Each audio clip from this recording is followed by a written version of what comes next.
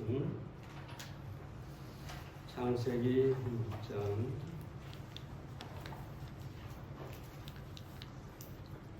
창세기 6장에 있는 말씀이겠습니다.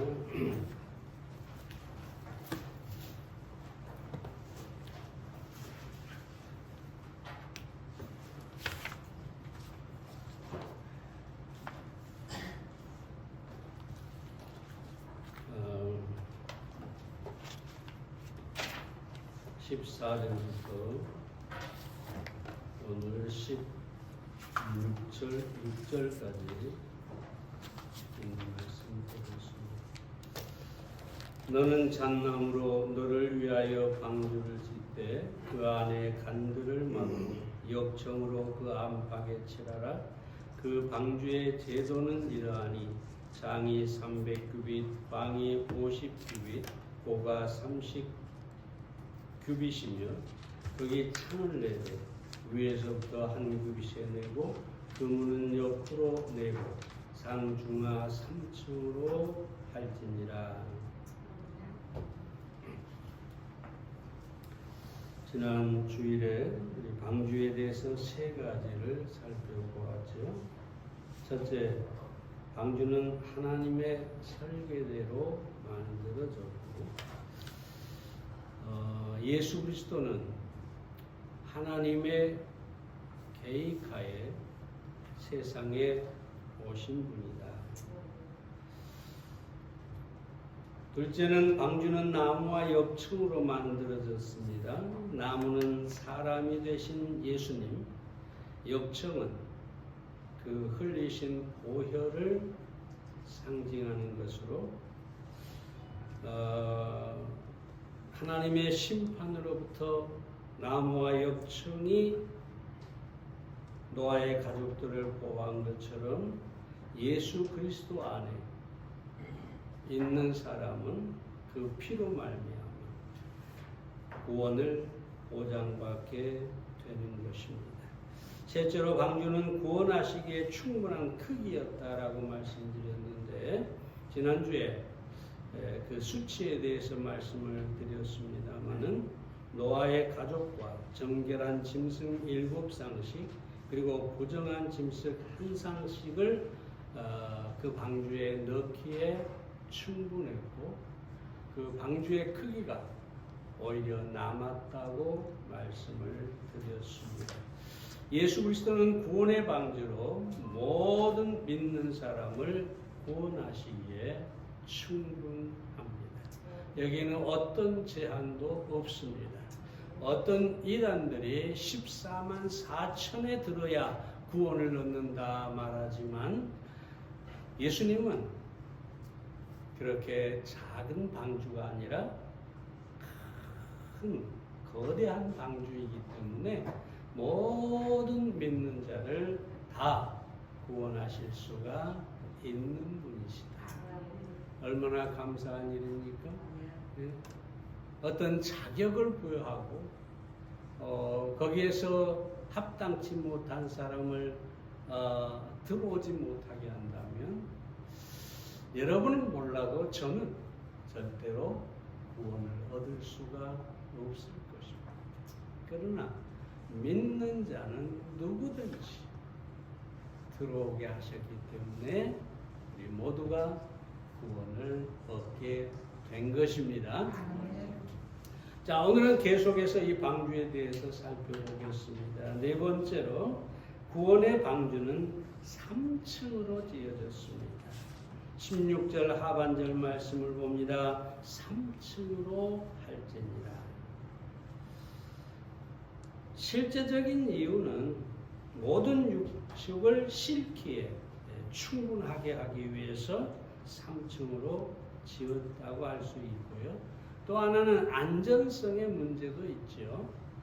만약에 방주를 단층으로 아주 길게 지었다면 홍수에 파손될 위험이 있는 것이죠.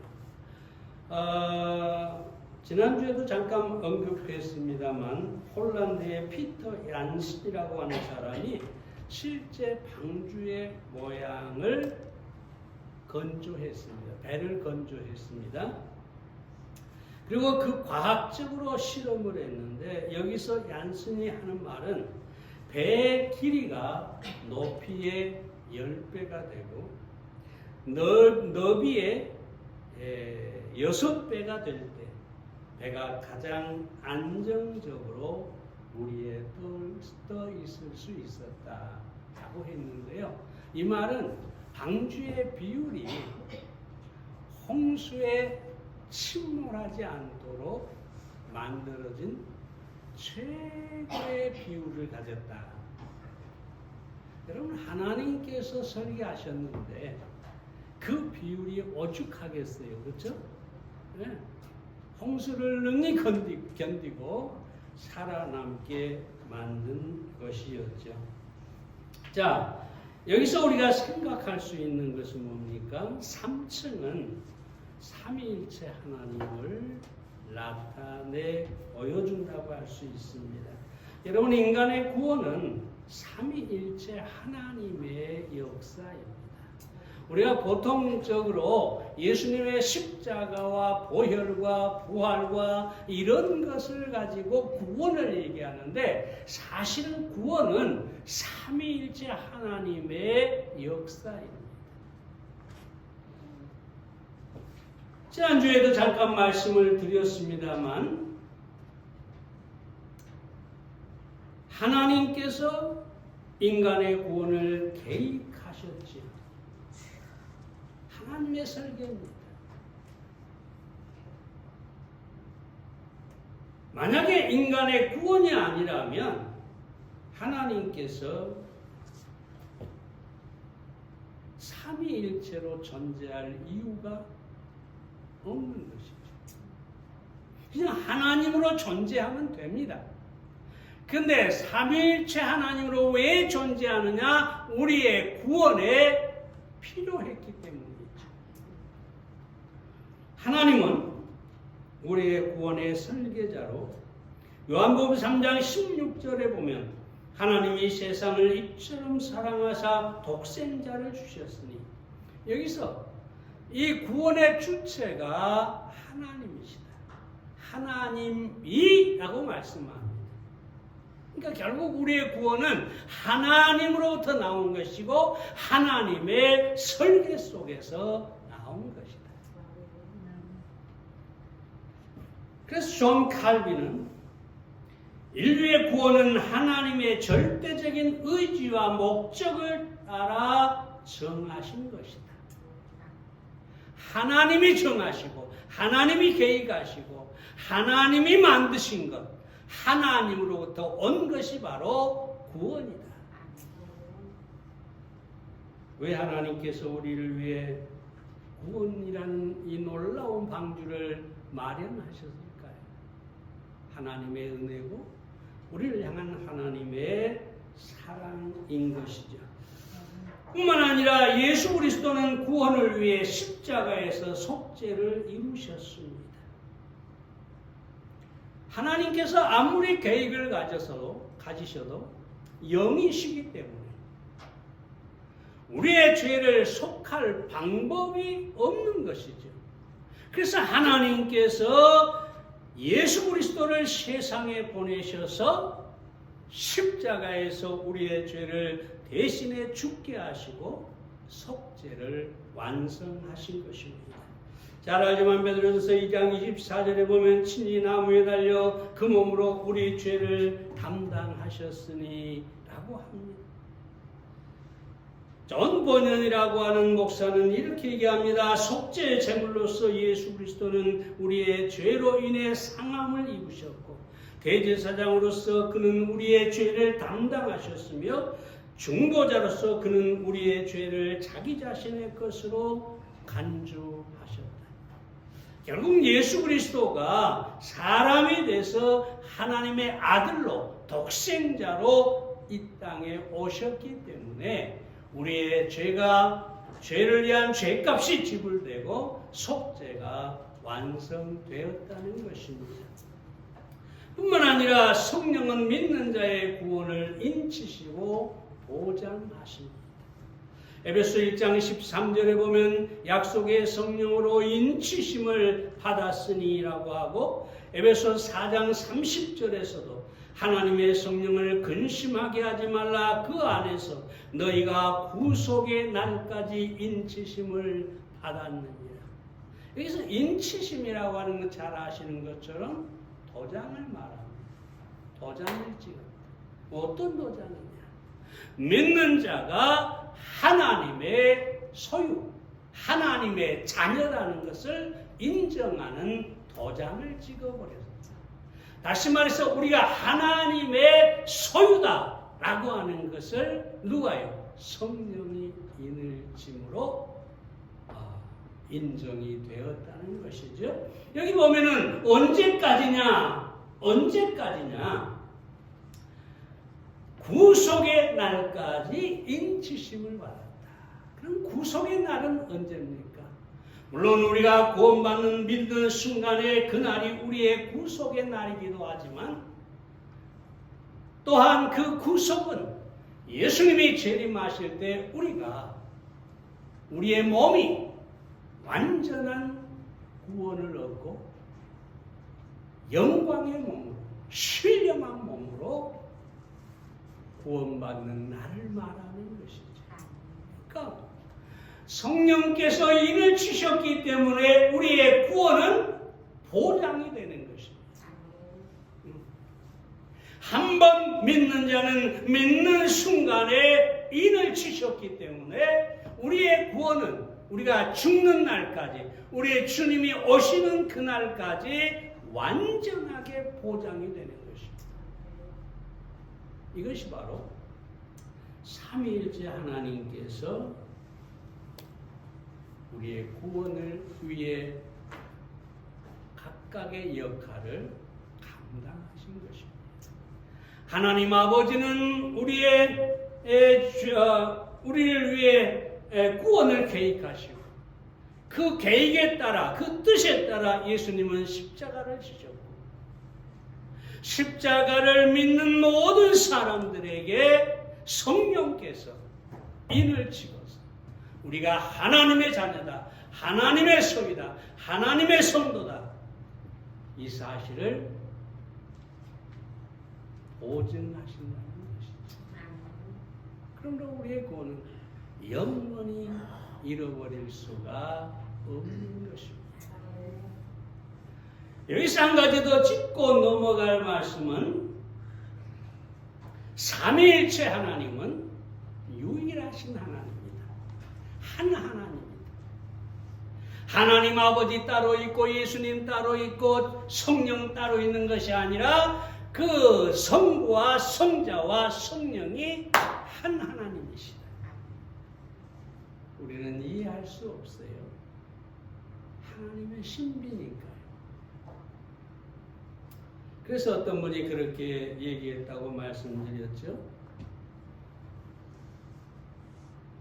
만약 당신이 삼위일체 하나님을 이해하려고 한다면 어떻게 된다고요? 그렇죠. lose mind. 미쳐버릴 것이다. 이게 이해할 수 없는 것을 이해하려고 하면 완전히 머리가 돌아버릴 것이다. 자, 그렇다고 해서 이해하지 못한다고 해서 당신이 만약 믿지 않는다면 lose soul. 영혼을 잃어버릴 것이다. 꼭 그 말은 지옥 갈 것이다. 그 말입니다. 자, 우리는 이해할 수 없어요. 삼위일체 하나님을 어떻게 이해합니까? 하나님 아버지가 계시고 예수님이 계시고 성령이 계시는데 그 삼위가 일체 하나라고 하는 성경이 말하고 있는 거예요.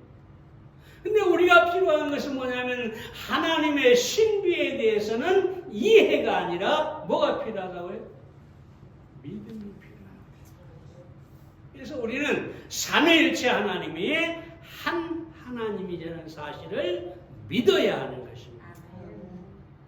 그리고 그 삼위일체 하나님의 구원의 역사로 말미암아 우리가 구원을 받고 우리의 구원이 영원히 보장된다는 이 사실을 기뻐하고 예수 그리스도 안에서 구원의 방주 안에서 우리는 평안을 누릴 수 있어야 되겠습니다. 두 번째로 구원의 방주는 문이 오직 하나였습니다. 16절 중반절에 보면 그 문은 옆으로 내고, 여기서 문은 단수로 되어 있어요. 3층이나 되는 방주에 왜 문이 오직 하나였을까?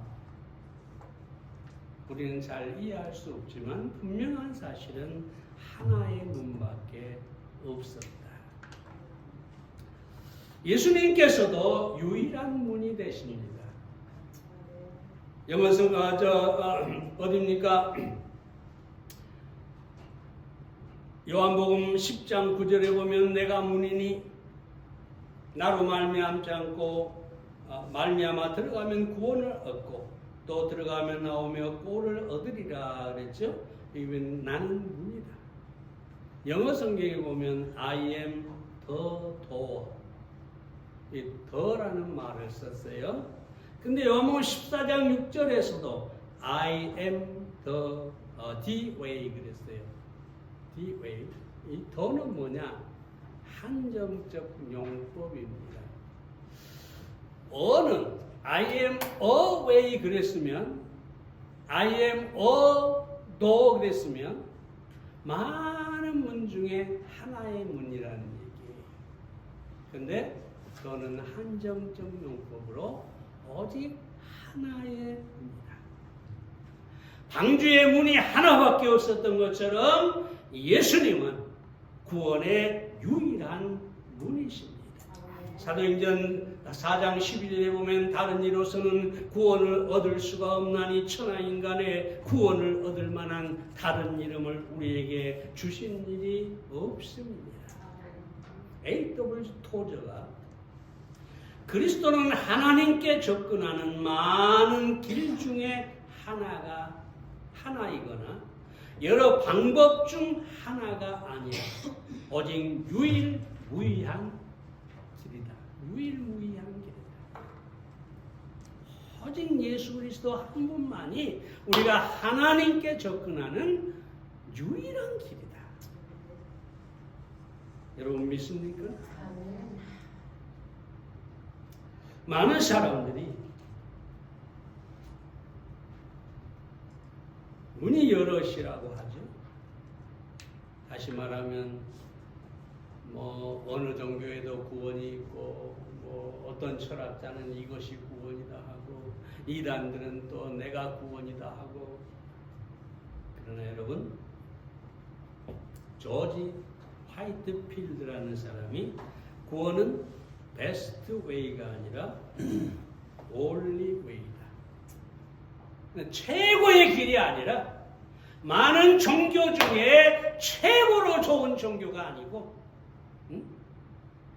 많은 가르침 중에 가장 좋은 가르침이 아니라 단 하나의 길이다.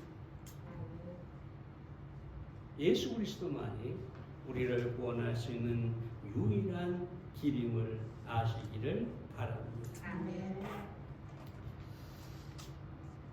이런 얘기를 예화가 되는지 모르겠습니다만 미국인들은 어디를 가면 물건을 살 때 이게 제일 비쌉니까? 제일 비싼 거 주세요 그런 데죠. 독일 사람들은 물건을 살 때 이게 제일 튼튼합니까? 그럼 독일 사람들은 튼튼하기로 유명하죠. 네. 실용주의죠. 이게 정말 실제적으로 쓸모가 있냐, 이게 중요한 사람이에요. 프랑스 사람들은 그럼 뭐라고 얘기하느냐? 뭐라고 할 것 같아요? 이게 최신형입니까? 유행에 민감하죠. 이게 최신형이냐?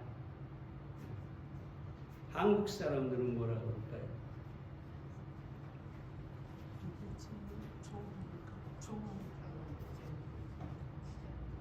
여러 가지가 있겠지만 이게 진짜입니까?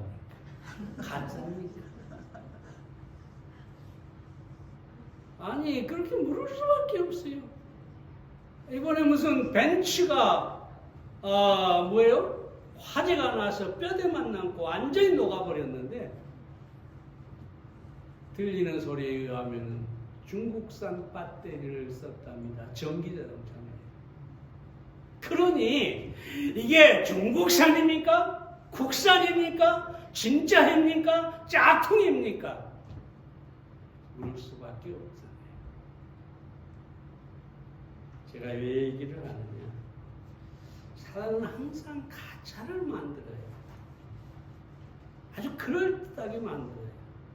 그것도 성경 구절을 다 적용해 가면서 아주 그럴듯하게 우리에게 구원이 있다. 네? 그러나 여러분, 우리는 잘 알아야 합니다. 그리고 분별해야 합니다. 이게 가짜인지 진짜인지를 묻고 구별할 줄 알아야 됩니다. 마태복음 24장 4, 5절에 보면 예수께서 대답하여 가라사대 너희가 사람의 미혹을 받지 않도록 주의하라. 많은 사람이 내 이름으로 와서 이르되 나는 그리스도라 하여 많은 사람을 미혹해 하리라 라고 합니다. 아니요.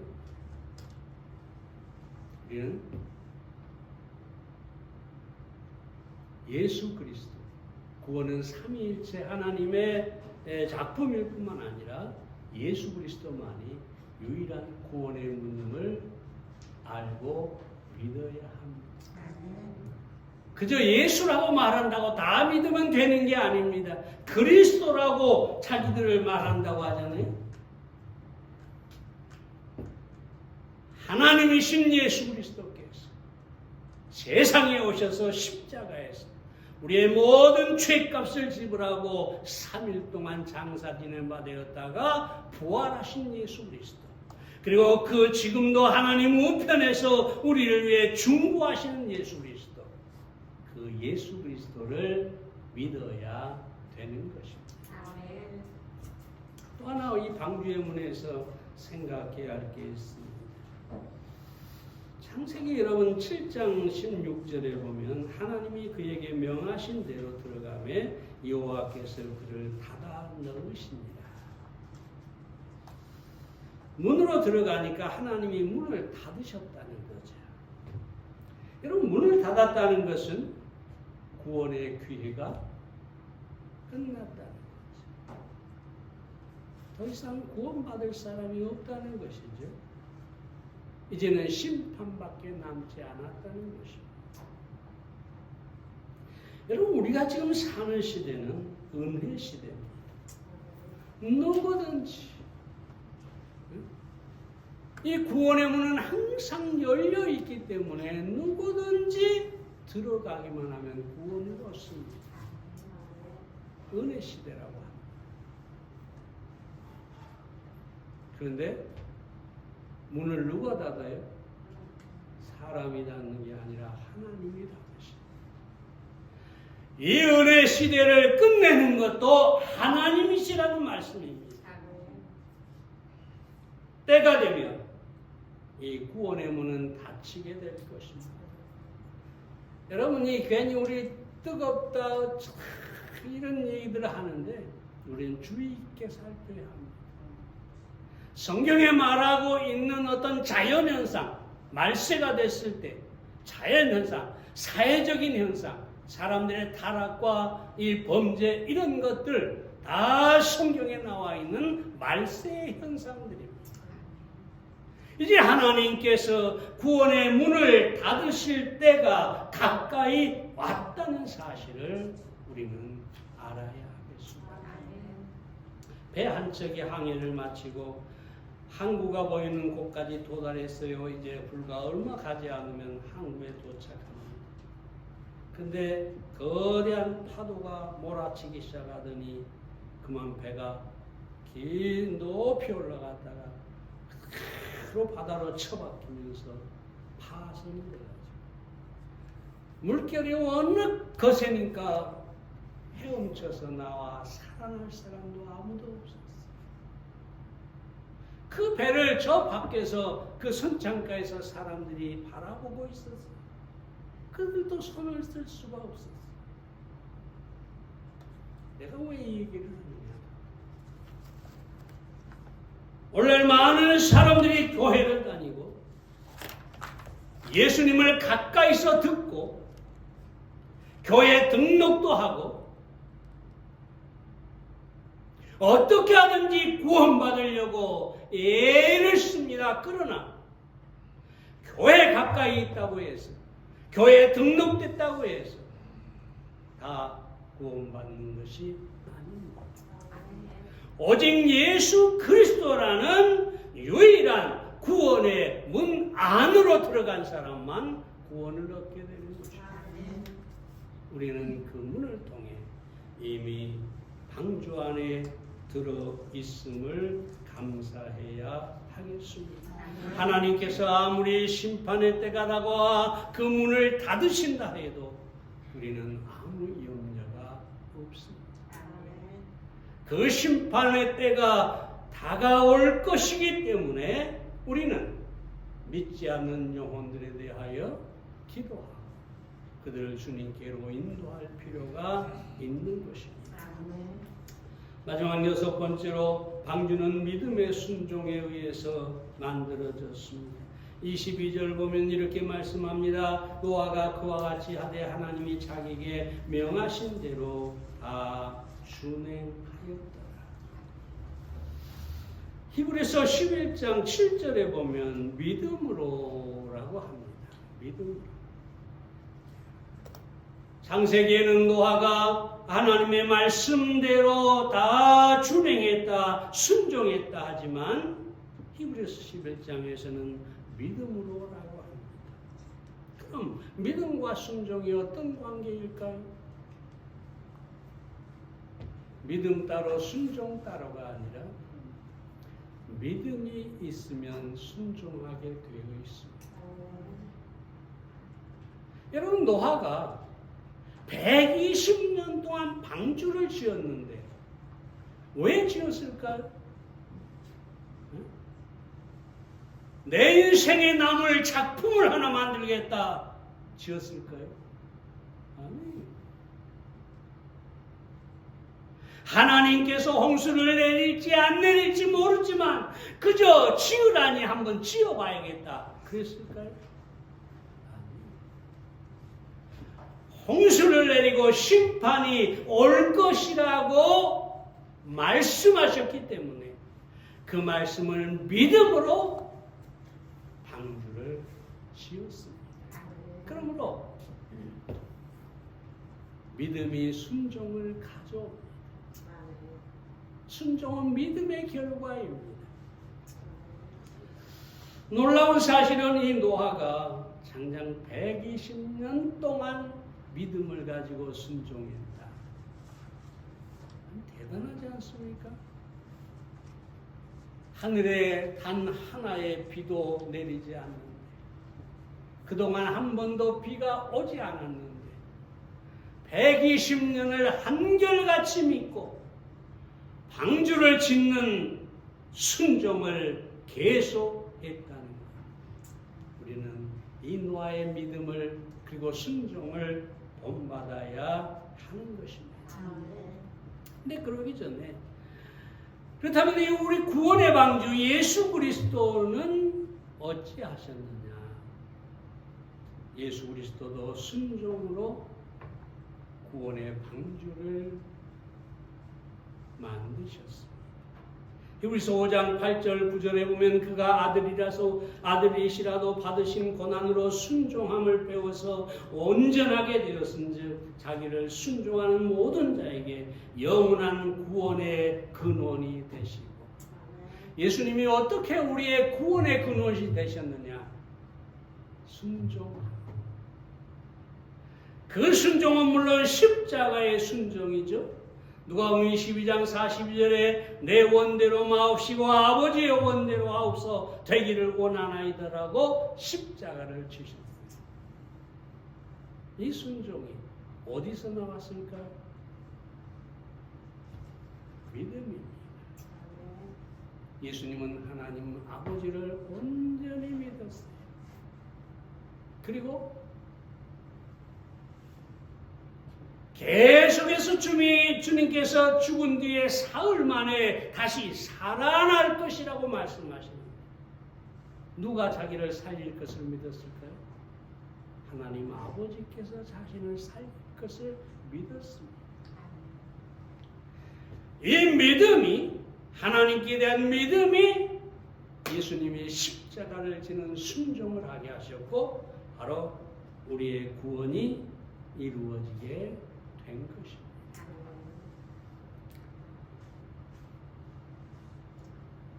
그러므로 우리는 믿음의 순종을 가져옵니다.